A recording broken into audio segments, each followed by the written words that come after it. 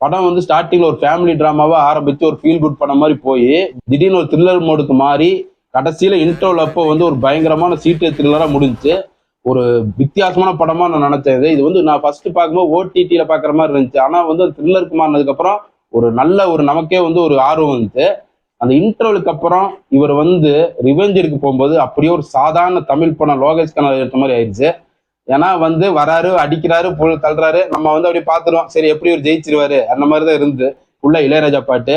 இளையராஜா வந்து தமிழ்நாட்டுல வந்து குட் பை டக்லி பார்த்துட்டு இருந்தா இந்த படங்களையும் பார்க்கலாம், ஏன்னா அவர் அங்கேயும் கேஸ் போடலாம், ஆனா அவர் போட மாட்டாரு. ஏன்னா இதுல வந்து கரெக்டா தான் யூஸ் பண்ணியிருக்காங்க, சும்மா வந்து வாந்தி எடுத்த மாதிரி பண்ணல. ஓப்பனிங்லேயே வந்து அரை மணி நேரத்துக்கு முன்னாடியே ஒரு 3 பாட்டு இருக்கு. நீ மெதுவா அதுக்கப்புறம் போனீங்கன்னா ஒரு நல்ல ஒரு ஒரு ட்விஸ்ட் ஸ்கிரீன் பிளே வரும். இப்ப நம்ம பாத்தீங்கன்னா பூஞ்சாவோடது எல்லாம் பாத்தீங்கன்னா பேரசைட் எல்லாம் பாத்தீங்கன்னா ஒரு சாதாரண ஒரு காமெடி டிராமாவா போயிட்டு இருக்கும்போது அந்த பேரசைட்ல அப்படியே டேர்ன் ஆகுது ஒரு நைட்டு, அந்த மாதிரி ஒரு டேர்ன் ஆகுது இதுல அந்த ஒரு சீன்ல. அது வந்து ஒரு பயங்கரமான சீன், அது சூப்பரா இருந்துச்சு.